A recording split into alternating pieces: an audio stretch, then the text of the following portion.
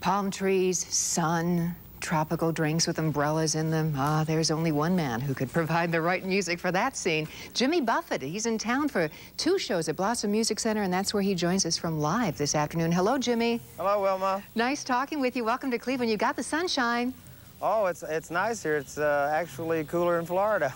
Is it really? Yeah. All right. Now, how did this whole career, which has been beautiful for you, start? Because you were a history and journalism major in college? That's right. I realized that that wasn't my true calling, and I hit the road during college, and it sort of mushroomed into this. I remember coming to Cleveland years ago to do the Upbeat show. That's how old I am.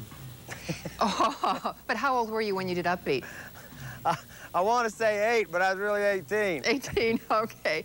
You just hit the road and career started. It was talent, obviously, but a lot of people have talent and don't get the breaks. How did you get the breaks? And what was the first one? I guess a lot of luck was involved, too, but we worked hard, and I think basically what we've tried to do is give people their money's worth in a stage performance. I've pretty much relied on stage performing during the ups and downs of the record business, so we try to stay consistent, and I had a few hit records. I don't know what is a hit record, and I don't know why we're this popular here, but I'm not going to argue with it. I just love it.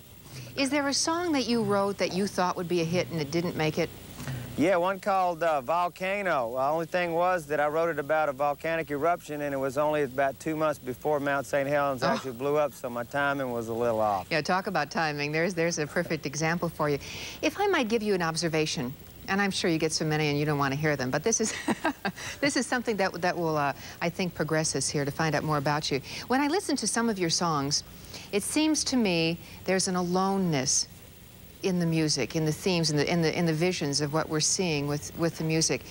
Do you see it that way? Are you kind of a lonely guy? Is there another person inside you talking sometimes who's not understood? Well, I think that basically in my life today, my daughter and my dog are the closest people to me, so if that's alone, I guess I am. But I basically have been moving so much that in a way, yeah, you are alone, but it's an exciting life, but sometimes it does get a little lonely, but obviously the good outweighs the bad, or I still wouldn't be doing it. Yeah.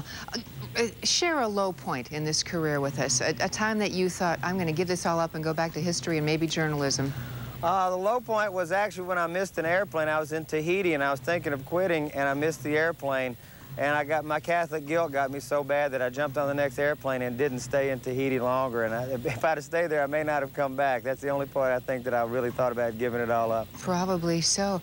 When you wrote Margaritaville, there's a story behind that one. Can you share that with us? We'll go through some of these songwriting techniques with you. Okay, it actually was written in about 5 minutes. It had to do with a trip to Texas, where I was working, and I came back to the Florida Keys, where we'd had our first big influx of tourism, where they actually had to close the road about Key Largo. And it was the first time either tourists had been there or people in Key West had seen this big of an influx, and I just liked the amusement of the contrasting culture. Mm-hmm. Now that song really took off and is still, people know it and will sing it probably on Friday nights quite often, wouldn't you think? I think so. I've heard interesting stories about it from the point that people actually do religious rituals to it. But no. I don't know. I'll leave that stuff to Jimmy Swagger. Oh, my. We have ticket information that we want to show everyone now, Jimmy, if we could, because you are at Blossom Music Center, as I said.